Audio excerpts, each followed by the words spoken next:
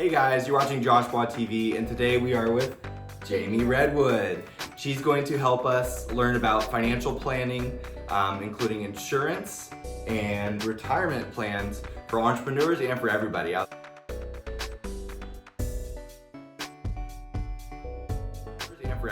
was recently challenged to work more on personal finance and understand that instead of just startup investing, so I'm really working on that. So she's going to answer some of my questions and tell us a little bit about it. So it's going to be a two-part series, about 10 minutes each. So tune in, we're going to learn all about the different types of insurance for individuals, for businesses as well. Yeah, absolutely. And the different types of retirement accounts, not just 401ks, but Roths, how to direct it, the different types, tax benefits, all that fun stuff. So anyways, Jamie, tell us a little about yourself. You're licensed. Yes, so I'm a licensed agent, also in life and health. So I work actually in Urban Financial Center, but I partnered up with a girl and we have a group called FS Mamas, where we actually bring financial literacy and education to women and their families. And mothers. Yes, so not just women, everybody. So for you moms and female entrepreneurs out there, this is your girl. Yes, definitely. So I'm excited to share more with you on getting started. I think there's a big misconception that you need to have, a lot of money or a lot of time to start looking and planning and investing, but you can really start with where you're at, and hopefully I can give you some really good facts to, have that awareness and get started today. So we'll start off with insurance. Yeah, so there's different types of insurances. It's not just, health and auto like the average individual believes. Tell us a little about what you were telling me earlier about how you can actually even, it can be a sound investment actually, is what you're explaining. It's not just money that you're throwing away that you never get back. You can actually pull money out of insurance, which that was very interesting. So yeah, tell us a little bit more. Yeah, so there's many different kinds of insurance, right? So I always think it's funny because people have insurance on their phones, right, on their cars, but never really on your life.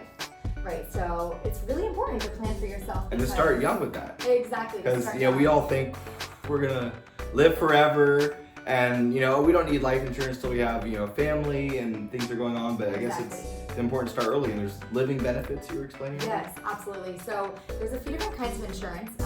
Most common is term insurance, which is just like what it sounds like, right? So it's for a certain amount of time, maybe 10 years, 20 years, 30-year term. And it's really just like car insurance where it's fairly cheap, which is good. So if you have a young family, if you're trying to save money, that's probably really good insurance for you if you don't have a lot to put away. But it really covers your life just in case the worst situation happens. But the money that you put into it is really just for that reason only. So kind of like car insurance. And does that cover like maybe business things too, or under term?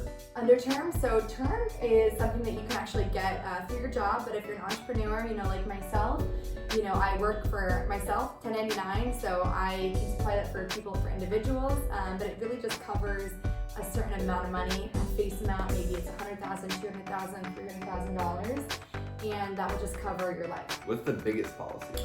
Biggest policy, really it can go anywhere up to, I've seen some that are, multi-million, $100 million. You need that kind of coverage. Yeah. Which is smart too for people that work in business that make over a certain threshold of money.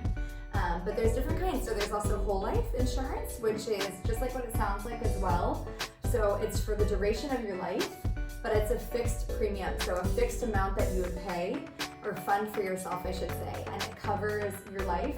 So money to be passed on to your loved ones if something happens to you. So I would say insurance doesn't take away the death of a loved one, but it does make it that much easier to kind of carry on with life afterwards, because we just unfortunately don't know what could happen. And I always say it doesn't discriminate against age as well.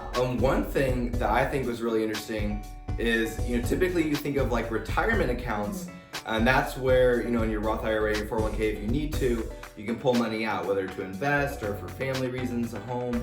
But you're telling me earlier that you can actually pull money out of these insurance plans as well. And before you're 60, so typically with a lot of these retirement plans, you're typically penalized if you pull it before 59 or 60, something around that zone. So you can actually put money into these insurance policies and pull it out. Yes, absolutely. So a lot of insurance policies, permanent life insurance, there's also something called a universal life insurance policy. So in that account, you can actually fund money, save money, and as long as you have money in your cash value part of your insurance, you can actually take it out at any time. up to a certain percentage, typically 90% without paying any taxes. Wow. So that's always great if you have, let's say, you're planning on going on a nice vacation or maybe buying a house. I always like to stress that it's not necessarily a short-term investment. Yeah. It's more long-term, but not as long as it would be for something like an IRA, Roth IRA, retirement plan. As long as you have money, you can actually use that in your lifetime, and tax-free, which is the biggest part as well. Nice. Okay. What other types of insurance should people look at? Yeah, so it really depends on your situation. So what I like to do with my clients is sit down with them first and go over a free complimentary personal finance strategy just to see, how much coverage do they need? If they have debt, what kind of coverage do they need? Do they plan on putting their kids through school? Do you have mortgage? Because that's a form of debt as well. Yeah. How much do you make a year? How much can you afford to save? It's very specific to the client, so it's not like a one-size-fits-all. So we actually break it down, and a lot of what I do is the education. So I help people understand, what's right for them. But typically, if you can save, of course, the more you put into something, the more you get out of it. So, if you can save a few $100 a month, or maybe a little bit less, then that's great. Then you can actually start generating some tax-free growth for yourself. Oh, and that's right. You were mentioning that earlier to me. Yes. So a lot of your contributions to some of these insurance policies are actually tax deductible. Yeah. So you can be loading money in and not worrying about some of the consequences on your tax return. So there's no reason not to be loading money. It's kind of like with IRA, where you're allowed to contribute certain amounts, whether it's Roth or non-Roth. We're gonna get into all that. Exactly. I'm still figuring out which one's best for me, but I know that's something I want to do. So exactly, that'll be in our second segment here. Exactly, yeah. So a lot of you listening, maybe you work for yourself, you're entrepreneurs.